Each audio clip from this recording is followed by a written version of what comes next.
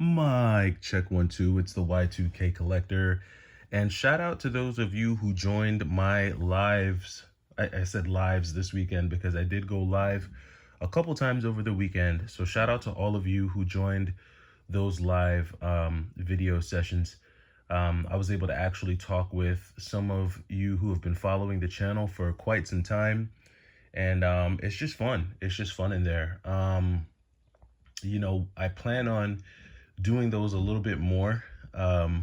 I find that it's easier to do them on the weekends, but if I can somehow incorporate those live videos in during the week, I'll do that as well. I'm also working on a setup for when I do those live sessions.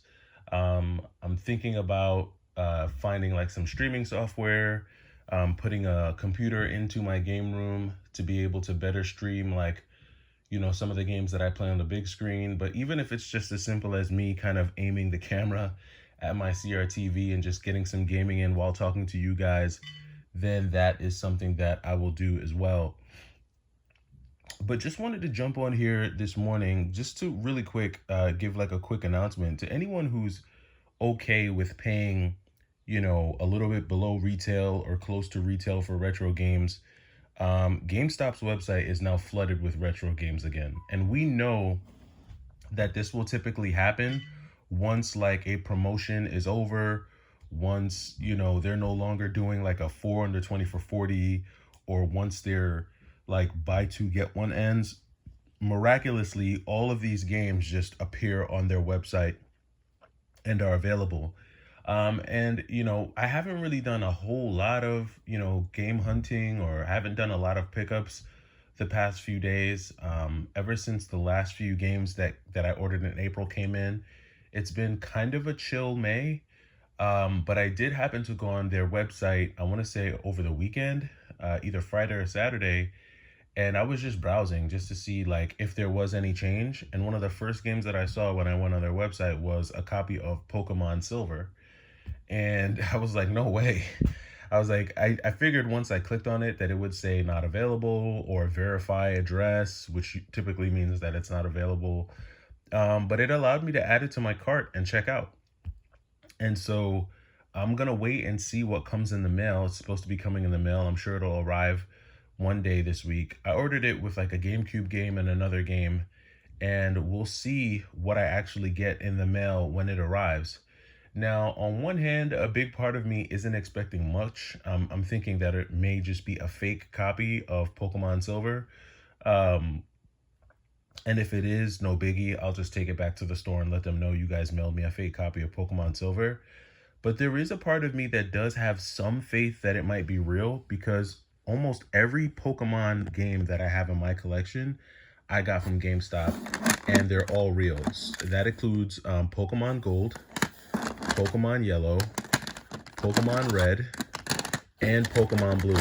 So every single Pokemon game that I have in my collection came from GameStop.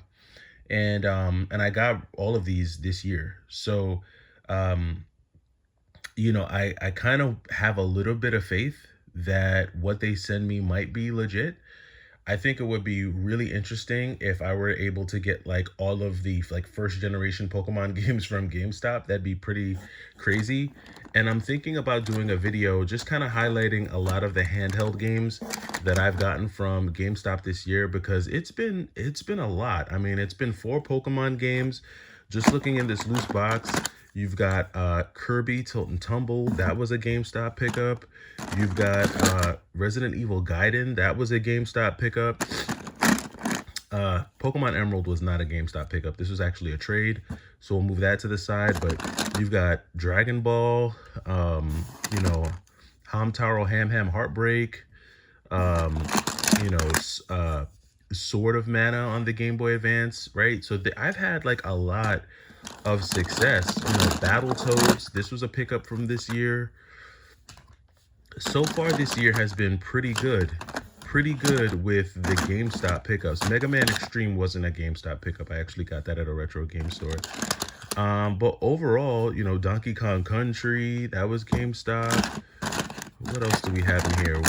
We've had some success, I would say, this year just in picking up games. I would, oh yeah, Spider-Man 3, that was GameStop this year. Um, then you have Spider-Man 3, the movie version, that was also GameStop. Um, I want to say there's definitely been more. Got Mega Man Zero. This was a GameStop pickup. Um, Mario versus Donkey Kong again, another GameStop pickup. So there's been success there, and overall, I guess what I would say is that you can have success on their website. I try to only do these things when they're doing a promotion, but it depends. Like there are some games that I'll pick up from their website even when it's not a promotion if the game is good enough.